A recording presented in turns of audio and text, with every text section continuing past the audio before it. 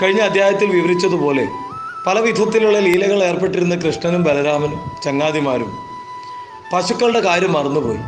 അവ തോന്നിയ പോലെ അലഞ്ഞു തിരിഞ്ഞ് ഇളം പുല്ലുകളിൽ ആകൃഷ്ടരായി വനഗർഭത്തിലേക്ക് കടന്നു. ആടുകളും പശുക്കളും എരുമകളുമെല്ലാം വനങ്ങൾ ഒന്നൊന്നായി പിന്നിട്ട് ഇഷികാടവയിലെത്തി. ഇവിടെ ധാരാളം പുല്ലുണ്ടായിരുന്നു. അതാണ് അവയെ അങ്ങോട്ട് ആകർഷിച്ചത്.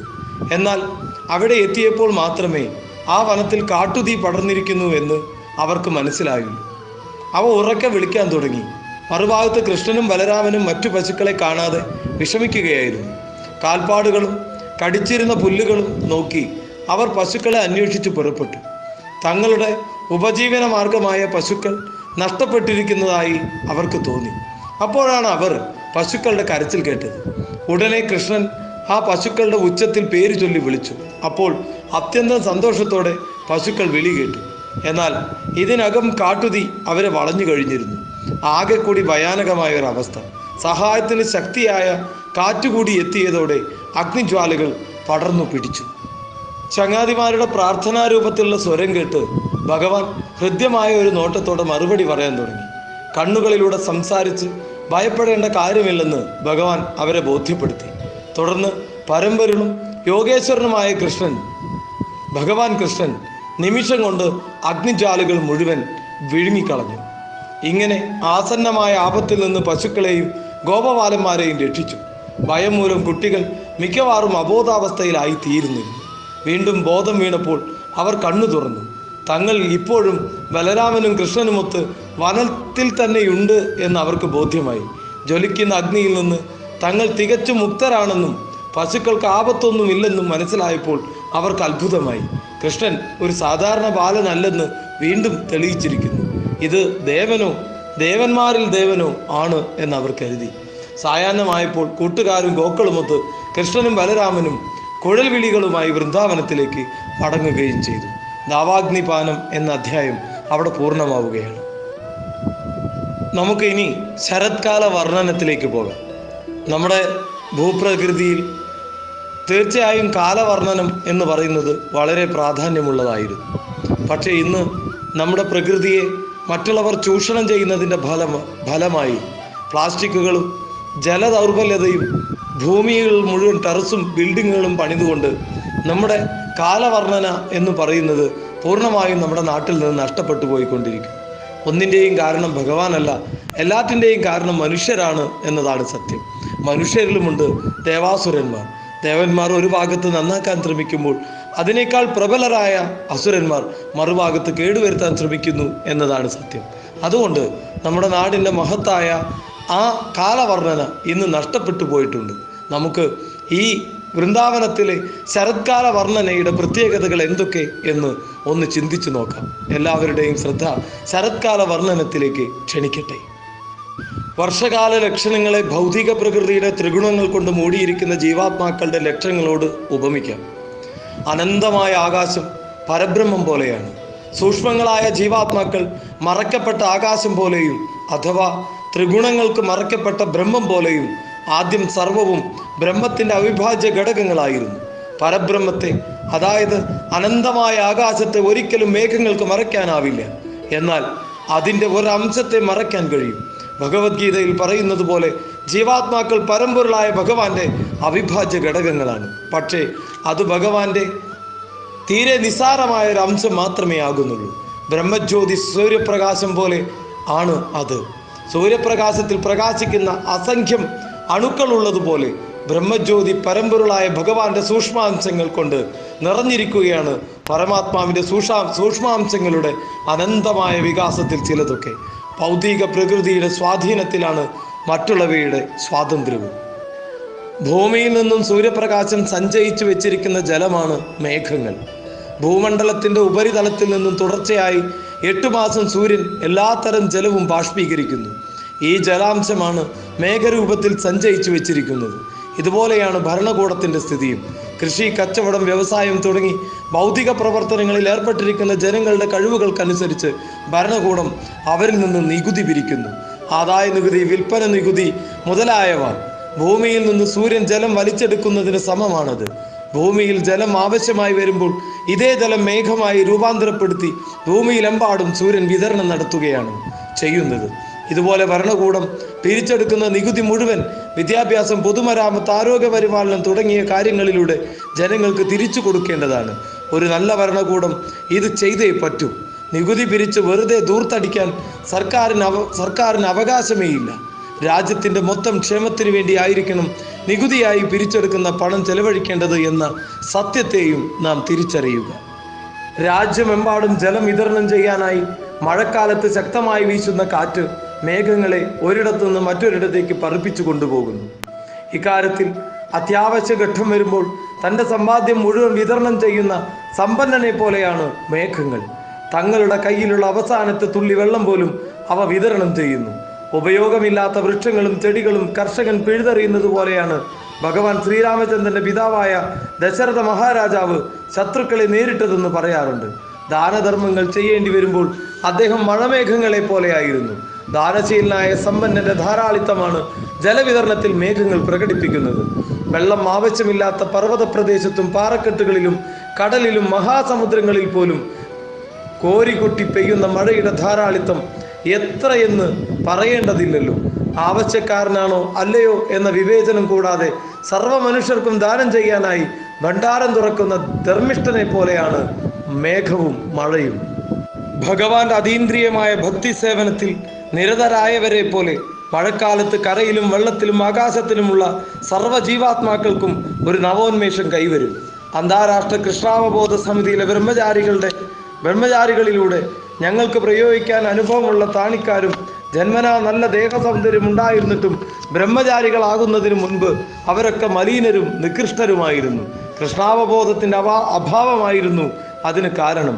കൃഷ്ണാവബോധം കൈക്കൊണ്ടതിൻ്റെ ഫലമായി അവരുടെ ആരോഗ്യം മെച്ചപ്പെട്ടു. ചട്ടങ്ങളും നിയമങ്ങളും നിഷ്ഠയോടെ പാലിച്ചതിൻ്റെ ഫലമായി അവരുടെ ശരീരശോഭയും വർദ്ധിച്ചു. കാവി ധരിച്ച് നെറ്റിയിൽ തിലകവും കയ്യിലും കഴുത്തിലും മാലയുമായി കാണപ്പെടുമ്പോൾ ഇവർ നേരിട്ട് വൈകുണ്ഠത്തിൽ നിന്ന് വന്നതാണോ എന്ന് പോലും ചിലപ്പോൾ നമുക്ക് തോന്നിപ്പോകാം. മഴക്കാലത്ത് നദികളിൽ ജലം പെരുകി കടലിലും മഹാസമുദ്രത്തിലും പാഞ്ഞെത്തുമ്പോൾ അവ സമുദ്രത്തെ പ്രക്ഷുബ്ധമാക്കുന്നത് പോലെ തോന്നും. ഇതുപോലെ ആധ്യാത്മിക ജീവിതത്തിൽ വേണ്ടത്ര പുരോഗതി പ്രാപിക്കാത്ത യോഗ പദ്ധതിയിൽ വ്യാപൃതനാകുന്നവൻ ലൈംഗിക ചേതനകളിൽ ഉത്തേജിതനാകാൻ ഇടയുണ്ട്. എന്നാൽ കുത്തിയൊഴുകുന്ന പേമാരിക്ക് പോലും അത്യുന്നതമായ ഗിരിമകുടങ്ങളെ ഇളക്കാനാവില്ല. അതുപോലെ കൃഷ്ണാവബോധത്തിൽ പുരോഗതി നേടിയവർ ഏതു വിഷമാവസ്ഥയിലും ആകുലപ്പെടുകയില്ല. കാരണം ആധ്യാത്മികമായി പുരോഗതി നേടിയവൻ പ്രതികൂലാവസ്ഥയെ ഭഗവാന്റെ കാരുണ്യമായിട്ടാണ് കാണുന്നത്. അങ്ങനെയുള്ളവർ ആധ്യാത്മിക ലോകത്ത് പ്രവേശിക്കാൻ പൂർണ്ണ അർഹത നേടുകയും ചെയ്യും. മഴക്കാലത്ത് ചില പാതകൾ തുടർച്ചയായി ഉപയോഗപ്പെടുത്താറില്ല. അതിനാൽ അവ പുല്ലുകൊണ്ട് മൂടിവിട്ടേക്കാം. വേദാനുശാസനങ്ങളിലെ സമുദ്ധാരണ പദ്ധതികൾ പഠിക്കുകയും അനുഷ്ഠിക്കുകയും ചെയ്യാത്ത ബ്രാഹ്മണനെ പോലെയാണിത്. അവൻ മായയുടെ നീണ്ട പുല്ലുകൾ കൊണ്ട് മൂടപ്പെട്ടു പോകുന്നു. ഈ അവസ്ഥയിൽ തൻ്റെ വ്യവസ്ഥാപിത പ്രകൃതി മറന്നു പോകുന്നതിനാൽ പരമ്പൊരുളായ ഭഗവാന്റെ നിത്യദാസൻ എന്ന സ്വന്തം നിലയിലും അവൻ മറന്നു പോകുന്നതായി നമുക്ക് കാണാൻ കഴിയുന്നു. മഴ മൂലം വൃന്ദാവനത്തിന് അഭിവൃദ്ധി ഉണ്ടായി. പഴുത്തു പാകമായ മാമ്പഴം, ഈന്തപ്പഴം, ഞാവൽപ്പഴം തുടങ്ങി വിവിധ ഫലവർഗ്ഗങ്ങൾ കൊണ്ട് വൃന്ദാവനം നിറഞ്ഞു. പരമ്പൊരുളായ കൃഷ്ണനും ബലരാമനും കൂട്ടുകാരുമായി പുതിയ കാലത്തിൻ്റെ ഋതുവിൻ്റെ അന്തരീക്ഷം ആസ്വദിക്കാൻ വനത്തിൽ പ്രവേശിച്ചു. പുതിയ പുൽനാമ്പുകൾ തിന്ന് പശുക്കളുടെ ആരോഗ്യം വർദ്ധിച്ചിരിക്കുന്നു. പാലിൻ്റെ സമൃദ്ധി കൊണ്ട് അവയുടെ അകിട് വീർത്തിരിക്കുന്നു. കൃഷ്ണൻ അവയെ പേര് ചൊല്ലി വിളിക്കുമ്പോൾ അവ തൻ്റെ അടുത്ത് ഓടിയെത്തും. ഈ ആമോദാവസ്ഥയിൽ അവരുടെ അകിടിൽ നിന്നും പാൽ ചുരത്തുന്നുണ്ടാകും.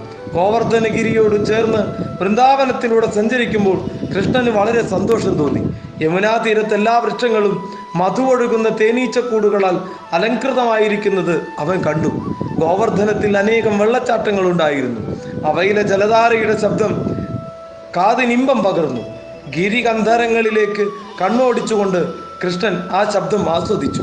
മഴക്കാലം ഇനിയും പൂർണ്ണമായി മാറിയിട്ടില്ലെങ്കിലും ക്രമേണ ശരത്കാലത്തിലേക്ക് നീങ്ങിക്കൊണ്ടിരിക്കുന്ന വേളയിൽ ചിലപ്പോഴൊക്കെ വിശേഷിച്ചും വനത്തിൽ മഴ പെയ്യുമ്പോൾ കൃഷ്ണനും ചങ്ങാതിമാരും വല്ല മരത്തിൻ്റെ ചുവട്ടിലോ ഗിരിയിലെ വല്ല ഗുഹയിലോ ഇരുന്ന് സന്തോഷത്തോടെ വർത്തമാനം പറഞ്ഞും പഴുത്തും പാകം വന്ന പഴങ്ങൾ തിന്നും രസിക്കുക പതിവായിരുന്നു.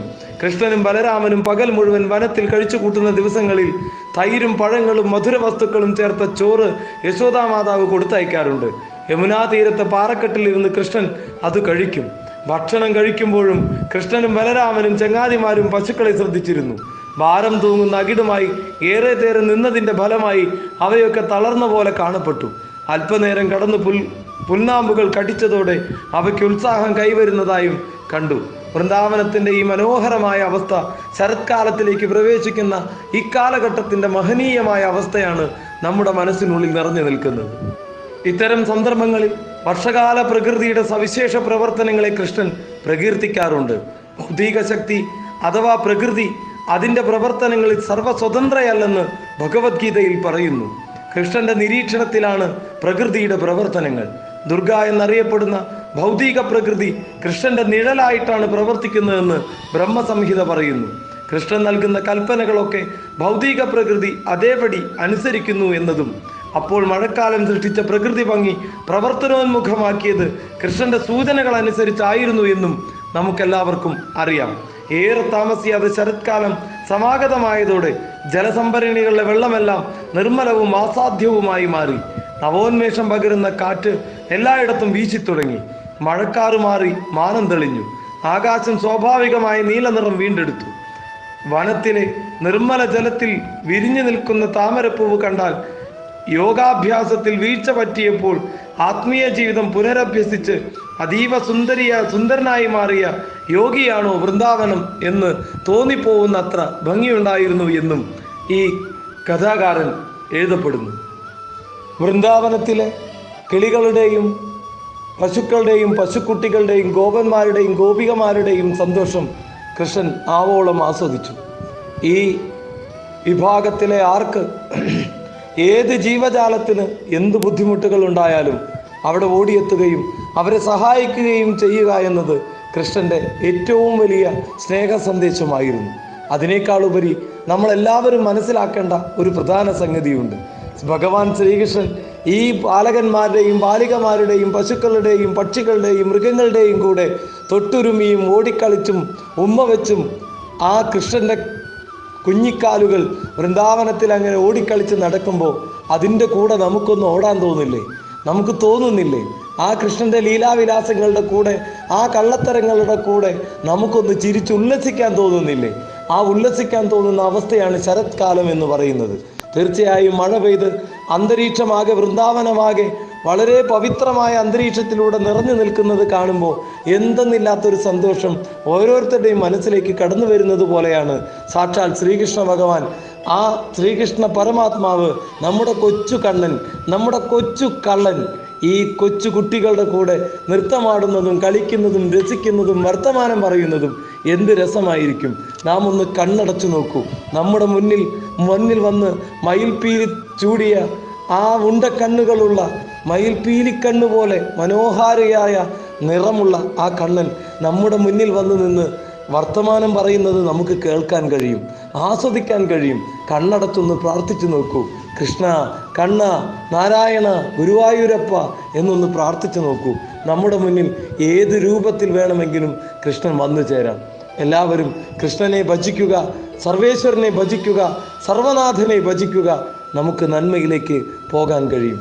എല്ലാവരും ഈ കൃഷ്ണദർശനത്തെക്കുറിച്ചുള്ള അഭിപ്രായങ്ങളും നിർദ്ദേശങ്ങളും പറയുക. ഒരുപാട് നന്ദി രേഖപ്പെടുത്തുന്നു. നാളെ വേണുഗാനത്തിൽ ആകൃഷ്ടരായ ഗോപികമാരെക്കുറിച്ച് നമുക്ക് പറയാം. എല്ലാവർക്കും എൻ്റെ നമസ്കാരം.